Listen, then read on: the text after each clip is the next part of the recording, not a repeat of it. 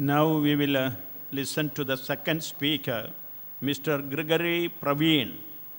He is a youth pastoral worker for many years in the Archdiocese of Kuala Lumpur, Malaysia.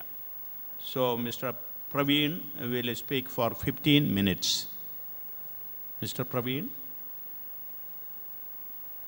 Good morning to everyone gathered at FABC 50. I thank God for the gift of each person present here. And I'm very grateful for the opportunity to accompany you on this journey, even if it's just for a few minutes. A little bit about myself. My name is Gregory. I'm not a cradle Catholic, but my faith journey did begin in my youth. I was 16. Since 2009, I have been employed by the Archdiocese of Kuala Lumpur, Malaysia, to serve as a lay pastoral worker in the Office for Young People. I wear a variety of hats on the job, but ultimately, my responsibilities is to be present and provide pastoral accompaniment to young people. Given a task this morning to share with you all, to focus on the current and emerging situations of young people in the church in Asia and why it must be a concern for the future. I would like to strongly point out that I'm very concerned because accompaniment or the lack of it with young people who are the now of God will shape the communities and societies of the future. Allow me to further explain myself. If I, a young person, am being bullied now, your accompaniment and accompaniment of those around me will nurture me, will help me to grow into either someone who's continued to be bullied, a victim, or maybe I could become a survivor. But even then, a survivor of what kind? Would I be a survivor who bullies others? Or would I be a survivor who defends those who are being bullied? Or very sadly, but not uncommon today, I might not even live to grow older. Suicide, as we know today, is a very real option for young people. My emphasis being that whatever the situation a young person may be going through, it will have cause and effect in shaping our tomorrows. How will marriages and procreation fare in the future? Would our young people even want to get married and have children? What type of nurturing and parenting styles will emerge? Will we even have vocations to the priesthood, religious life, or even to lay people working in church? Would they even be bothered or attracted to the service of the church and its mission? What type of public office leaders will we have? Would our young people want to become teachers, doctors, police officers, and even politicians to lead the country? As I continue, I would like to narrow my points to the post-effects of having to limit our encounters and engagement on virtual platforms, especially within our churches and especially among the urban and more privileged settings. The past couple of years, we have altered our habits, which have led to new behaviors, and as a result, formed within us new characteristics and personalities. Very subtle alterations. For example, before, attending Mass would mean a call to holiness. I wake up on Sunday, I get ready, I read beforehand the readings, I prepare my mind for receiving the Lord. I receive it in the sacraments. At the end, I hear the mandate, go and be a witness. But the effects of the pandemic, what happens to my Sunday mornings? I wake up, I take out my phone, all right, let's watch Mass from which country today? Maybe I understand what's going on. Was I assisting at Mass in the celebration? Was I attending? Was I present? I'm not too sure. So what happens now? I'll just wait for next Sunday. It just becomes a routine, it just becomes a habit. The manner in which we used to celebrate the variety of devotions and popular piety have shifted from community experience to individual experience. Now, why this sudden shift? During the challenging times of the lockdown, we had turned to the aid of technology to keep us alive. Hopefully alive long enough to survive and overcome the crisis which was COVID-19. Unfortunately, it took just too long. Digital platforms which we had begun to use as tools to cope with in our isolation eventually became digital environments which we begin to live in. A migration from actual to virtual has had a profound impact on our self-understanding, our understanding of others, our ability to communicate and to form relationship with others. Well, we young people, we were studying, we were working, we were dating, we were gaming, we were doing almost everything on the screen. Church-wise, faith-wise, we were no longer making pilgrimages to the Lord. Rather, now we had begun to summon spiritual personalities, celebrities, in the name of the Lord. The knowledge that when 2 or 3 are gathered in the Lord's name, He is present, has been overthrown by the new experience. When I Google in the Lord's name, there He is present. Now we have minimal need for bonding. Now we have a minimal need for communion, a minimal need for fraternity. We have learned to become self-sufficient. We are no longer longing or yearning for the Lord, because we have found a way to satisfy our hunger in the Lord. Now just imagine this. Just imagine a world without hunger. A world without hunger for Jesus Christ. If I can say to myself that I am self-sufficient in my relationship with Jesus, what else would I say I can become self-sufficient of? What else would I need? Who else would I need? Me, myself, and I? It's enough. Now don't get me wrong, I'm not referring to a segment of people who are rejecting the Lord. Oh, Jesus is just too much for me. Please don't give me the cross. Church, no, not my community. But I'm referring to people who have been satisfied and self-sufficient on their own in their intimacy with the Lord. They do not need anymore the sacraments to be nourished. They do not need anymore the community to grow. I don't even know if they need Jesus to be with Jesus. It's so self-reliant, self-sufficient. For us pastors and formators who were actively serving in front of the camera, we may have had a more encouraging and uplifting experience. Well, that's simply because for us, technology was a tool, but for the rest who were in front of the screens most of the time, they were living in it. It was their life. Let me further elaborate. For those of us who were facilitating and preparing for online masses, we were called to rise above our comfort zone, above the call that we were asked to do. You know, it was like great risk and sacrifice. It was like mission. And then we would attend Mass and we would prepare what was needed and we would receive the sacrament. And then we will return again next Sunday because we have been mandated to. But the rest of everyone sitting relaxed at home, viewing the screen, day in, day out, weekend after weekend, they were not asked to rise above the challenge. They were asked to take a step back, to fall into their comfort zone. Community had become spiritual community. Communion had become spiritual communion. Connection had become spiritual connection. I believe you understand where I'm going with this. All this eventually became a spirituality. It became how I live out my faith by myself. I'm not playing the blame game here, nor am I pointing fingers at bad pastoral guidelines during the lockdowns. None of us knew what to do and what it would do to us. Nevertheless, what I'm trying to emphasize is that knowing or unknowingly, there is a new virus among us. I have no name for it, for I do not want to give it that glory. But if we do not recognize this virus among us, among the young people, we might mistakenly medicate the symptoms rather than the root cause. Today it seems the world is making a ruckus that young people are not returning to church, not for the sacraments, not for mission. Surely they have found new sacraments and new missions, since now they are self-sufficient. We are in no place to argue or defend. The fullness of the truth is in the Catholic Church. It would do no good. We must embody this truth and show this truth to them in hope that their eyes will be open and they will see this truth. For every time someone in church is saying, young people are not here, just think about this instead. Where the young people are at, they are saying, you are not there. Are we able to truly manifest the Good Shepherd in our lives, to be radical, to be courageous enough to leave behind the 99 and to run after the one, to able to shift the narrative from the young people are absent to I am absent among the young people?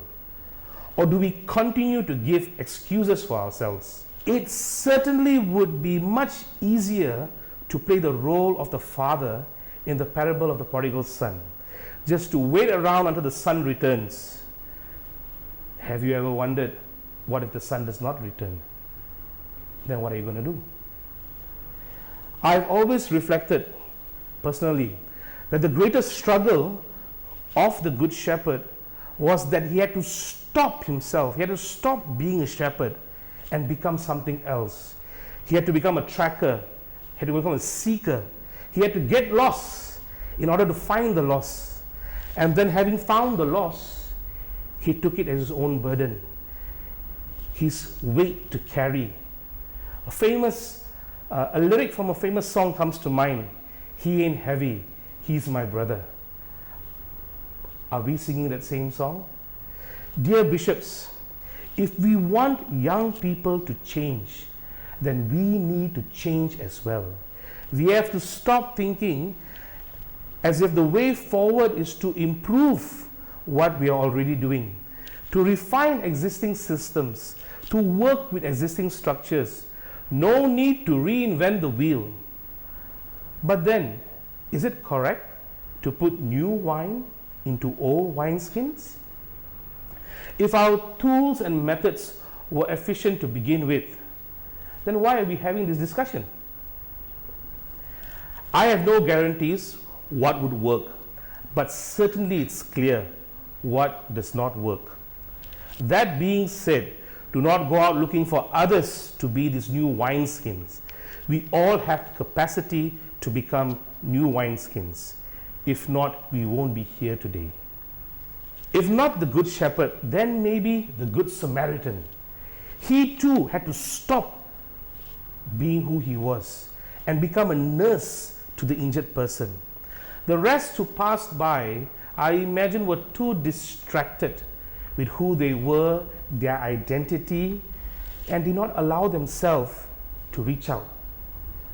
But the Good Samaritan, who was able to break free from the narrative, who am I, to for whom am I? Though the events may have inconvenienced the Samaritan, but just maybe his actions may have blessed the injured person with the opportunity for conversion. Something to ponder on. Is our goal to provide convenience or conversion? In my own experience attending similar gatherings like this, there's always a recommendation for our bishops to first become friends to young people. Friendship before stewardship. I've heard before examples of bishops wearing jeans for the very first time in their life so that they could be relatable to young people. Of bishops dancing and drinking and playing sports, talking about sex even, so on and so forth. I think that these are wonderful. These are great moments of encounter. But I also think now is the time to elevate this friendship. Can our bishops cultivate an environment where young people can challenge the bishop in dialogue, can argue with passion, can disagree? Can the bishops place themselves in a vulnerable position among young people? Are we able to foster friendship that is not utilitarian? A friendship that, in spite of our differences, holds firm? Can our bishops and young people really be equal co-workers in the community, in the church? As pastors of the community, whether we are clergy, religious, or laity, there's always the temptation to desire a return in some sort from the people we are accompanying and invested in. Could they take on leadership roles for us? Can they be a more visible sign in the church? Well, yes and no. I believe we must trust in the workings of the Holy Spirit and the discernment of the young people themselves. Through my own personal encounters and shared encounters of my fellow lay pastoral workers, They are young people who deliberately choose to become nobody so that they are free to be available and present to others. They say to me that if I am nobody, then I just might be able to be that needed somebody for anybody. They see the roles and responsibilities in church, in other areas, are limiting themselves for the mission. In respect to church, this may be something we need to reflect on deeply. If our roles and responsibilities in church, as church, is keeping us from becoming like the Good Samaritan to others. In my conclusion, I would like to say something a little bit scandalous.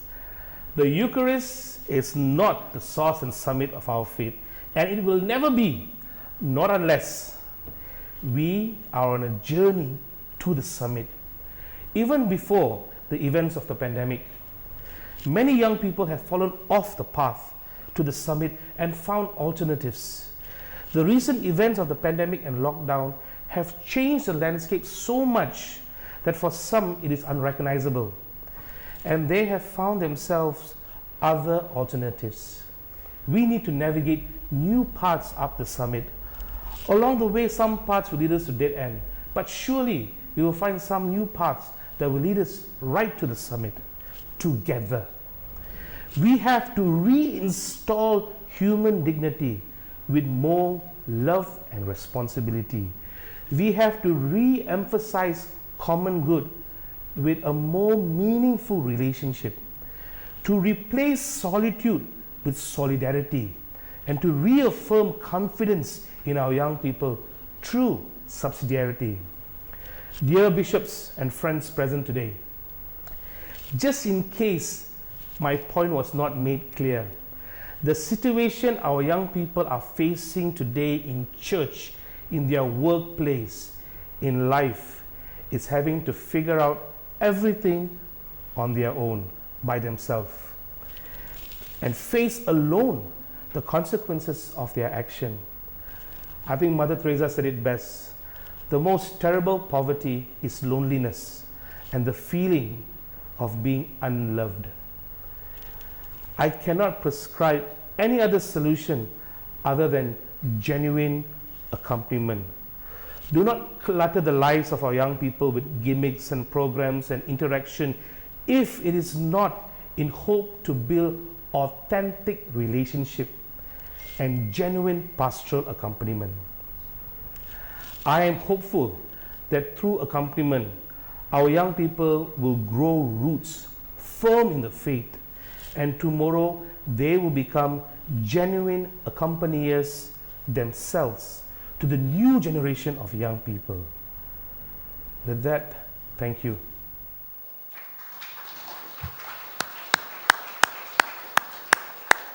Let us be thankful to both Father Akira Takayama and Mr. Gregory Pravin for their reflections on our youth ministry. Now, 2 minutes of silent prayer.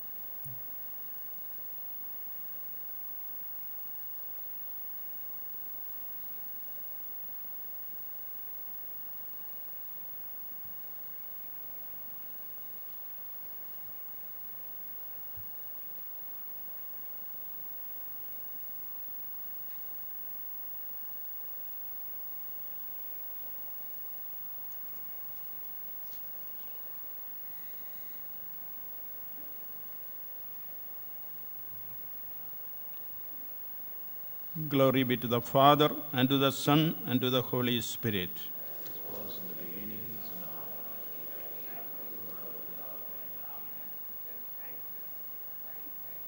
Yeah, we already thanked, but since they appear on the screen, we thank in a very special way Father Akira Takayama and Mr. Gregory Pravin. Thank you very much. God bless you. We appreciate very much your good thoughts on youth ministry. Thank you.